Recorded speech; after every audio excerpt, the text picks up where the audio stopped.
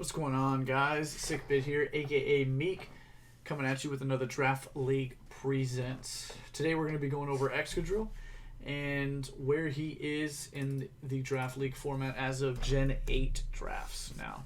Okay, so Excadrill here, really good Pokemon that takes advantage of Sandstorm, the weather Sandstorm.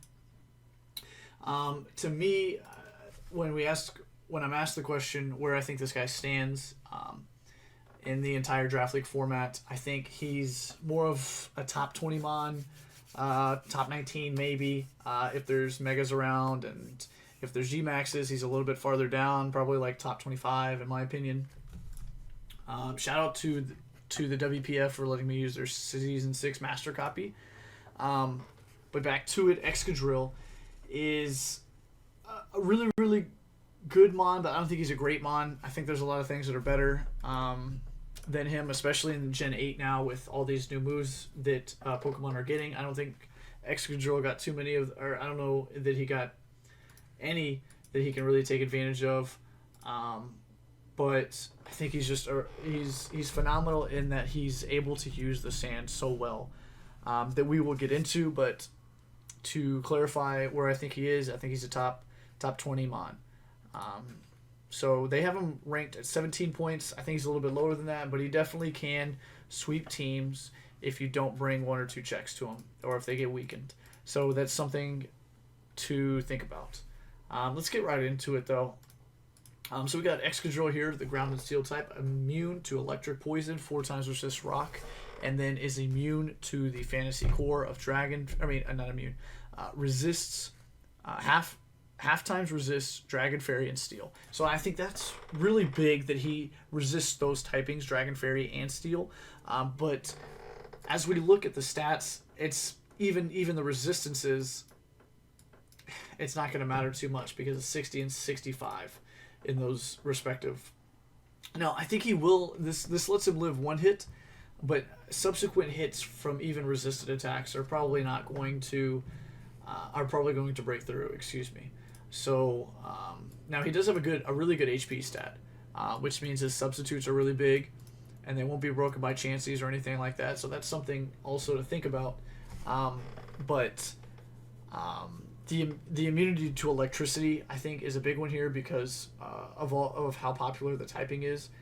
So I think that's interesting.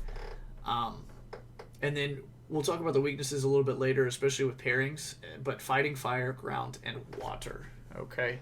Let's talk about the abilities here.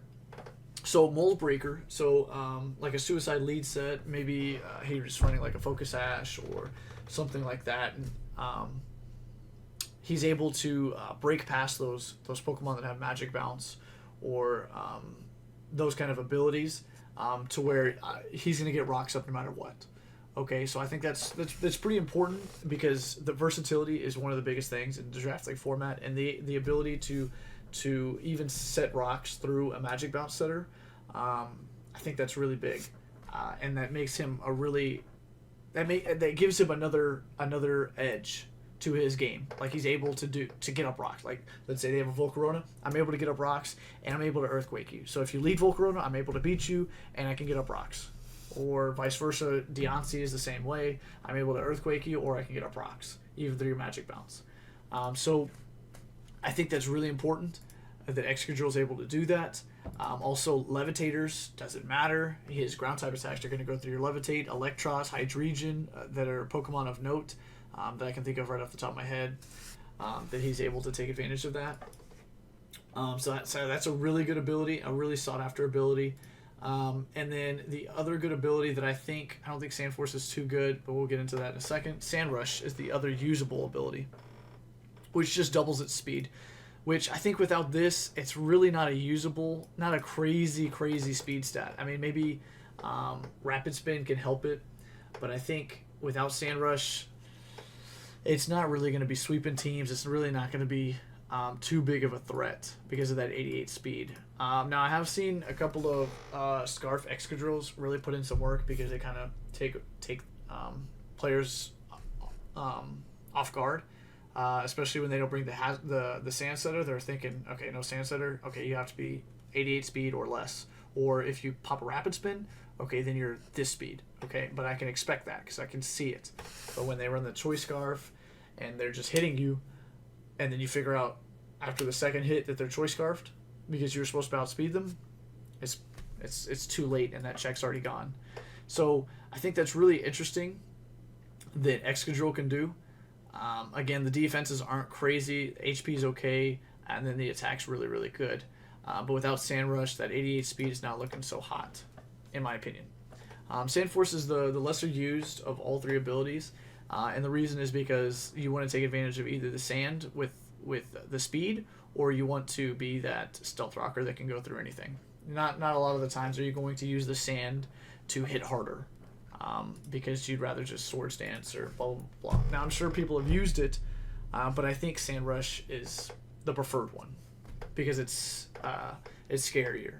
It's stronger, in my opinion.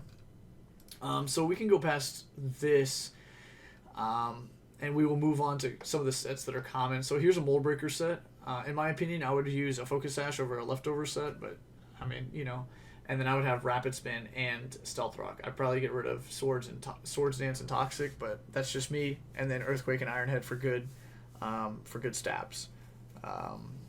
So Rapid Spin, Stealth Rock, Iron Head, Earthquake, and then Focus Sash, and then Mold Breaker. Probably max speed, and then probably max attack, because it's supposed to be like a suicide lead. Now, utility, this could work. And I'm sure this is used on the ladder, but 252 Spit F is probably not going to really help you too much with this 65, in my opinion. So we'll just move past that set, and then we'll go to the Sand Rush set, which is, this has to be the most used set, and for good reason. It's really spammable, and it's really strong. So Sand Rush doubling your speed, so that 88 speed is now 172 base. So that's, I don't know if it gets to 600, but it definitely gets to 500. It's probably halfway into 500. Earthquake, Iron Head, and you can see that it's the same as the two lead sets or utility sets, because they're just great stabs. But Swords Dance, and then I would probably say Rock Slide, but I could see use in Toxic and not too much in Rapid Spin, but I could see it maybe if your Sand Setter goes down, you kind of want to have a speed boost there. I could see that. So we'll move on from that set, but this is the set you're going to be running most often, is the Sand Rush set. Now Aerial Ace, this is a coverage move. This is pretty good for Verizians or Chestnuts that would otherwise wall you, because they resist both Earthquake and Iron Head. So that's interesting that it gets that, and it also never misses. Brick Break's great for breaking screens. Crush Claw's okay. You're going to Swords Dance most of the time. You get Earthquake here. Endure's okay. Home Claws, you'd rather Swords Dance, probably, because both your moves are going to be 100% accurate anyway. Iron Defense. So, okay. Iron Defense, Substitute, Toxic. It's a really good set. With whatever coverage you need to hit whatever you can't Toxic. I think that's important. I think that's cool. I think that's a good set. Magnet Rise is also an interesting one. I've seen a sub-Magnet Rise set really put in a lot of work. Poison Jab's okay. Most of the time you're going to be running Iron Head anyway because it's just stab. But I could see that this may have a use. Here's Rapid Spin that's really fantastic. Gets Rest. Does it get Sleep Talk? It does get Sleep Talk. So Rest Sleep Talk set could be interesting, especially with Iron Defense. Gets Rock Slide, so there's your rock coverage. Doesn't get Stone Edge, but Rock Slide's a pretty good move as well. So we'll move on. It could set its own sand, but it doesn't want to do that. Absolutely does not want to do that. Get Shadow Claw for the Psychics, the Ghosts, different things like that. Sludge Bomb, not really going to be using that. You're going to be using Poison Jab most often. It's a physical attacker. I think its special attack's like 50. I'll go up here in a second and look. Stealth Rock, of course. Not using Stomping Tantrum unless you anticipate protecting and the move failing for whatever reason, or maybe like a Horn Drill or something. I could see, I guess, maybe Swords Dance, Toxic, X Scissor. There's your Psychic moves, and Psychic and Dark type Pokemon. We'll go up from there. I think what I want to talk about next is when you would use these moves. I forgot about that. So usually Aerial Ace, Brick Break. Let's see another move. Poison Jab, Rock Slide, Shadow Claw, X Scissor. Those moves, you really want this to be your fourth move. Whatever that's, because you want Iron Head, you want Earthquake. Almost every single game, you want those stabs because they're so good and they're so strong. You want that stab, and then you either want your Swords Dance. It's not often, in my opinion. It's not often that you're going to just run like a 4-attack set. You're pretty much going to run a 3-attack set Swords Dance if you want to sweep. That's pretty often what you're going to find yourself doing when you draft Excadrill, in my opinion. So we can look at a couple of different mons that pair well with Excadrill and kind of what checks him. So what checks him is really fast fighting types or fighting types with fighting types with priority. Those really hurt because you can see that the stats are the defenses are pretty low. Fire moves, really fast fire Pokemon or really bulky fire Pokemon can also be interesting. I know that Moltres, it sucks to run against a Moltres a lot of the times because you have to depend on Rock Slide hitting, and if they have a Rock Resist Berry, you're probably gonna die. Your defenses aren't great. So this guy's really good at breaking through that hyper offense, but when it comes to the bulkier attackers that can survive a hit, especially from a coverage move, that's when the mon gets a little bit less sought after. Ground, water. So I think a really good water type or a really good flying type is pretty good here for this guy. Flying type, it resists rock, electric. Okay, so it's really good synergy with a flying type Pokemon. It's not being hit by these stab moves that would otherwise hurt it. So that's really good. So flying's a really good match with this guy. But also water kind of walls all these types. That's what bulky waters want to do. They want to take all these different coverage moves. I'm not really fighting too much, but they can do it. So I think we'll go back to the WPF master copy here and kind of see what Pokemon really match up and if it's possible to get those mons in a draft league game.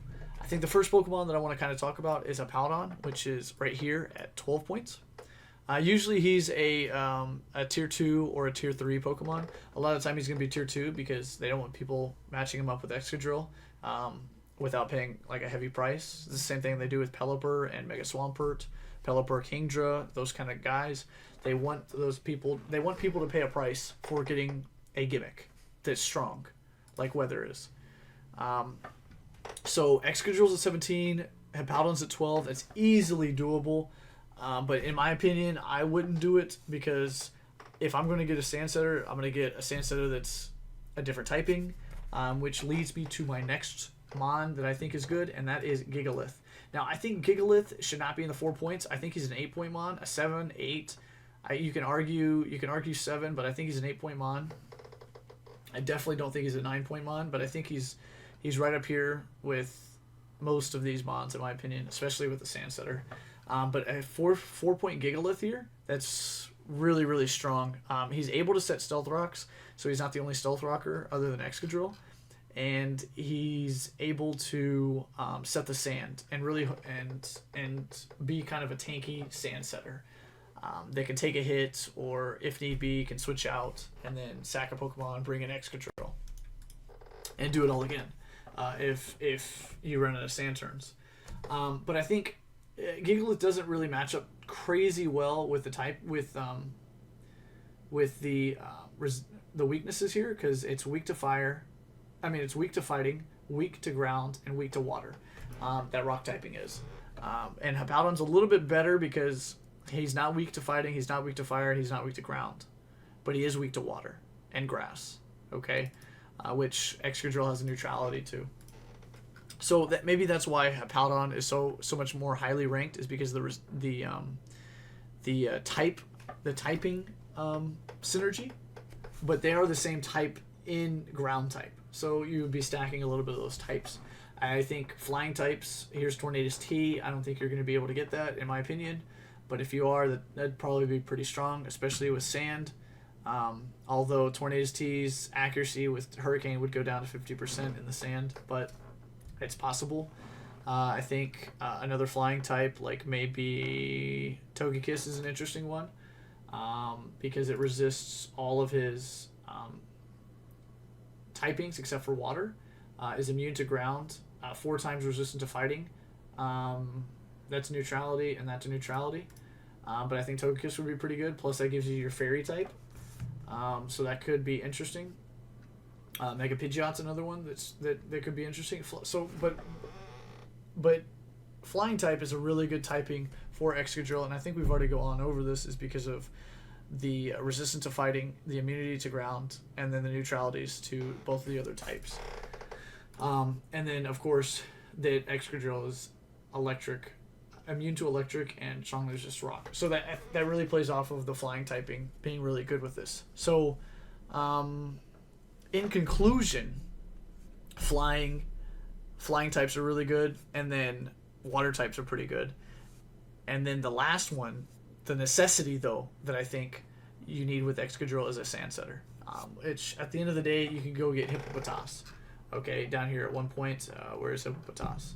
Hippopotas. You can come get this guy. All right, for 1 point, he's a sand setter. He comes in at the beginning of the game. He sets the sand. He switches out. You get a Mon that can actually pivot, and then you pivot into Excadrill and start taking names with the last 5 turns that you were able to get. So I think that could be interesting. But Excadrill's great in the sand. Even better when he has a great sand setter. That's it from me. So that's Sickbid, aka Meek, coming at you with another Draft League Presents. I will see you tomorrow.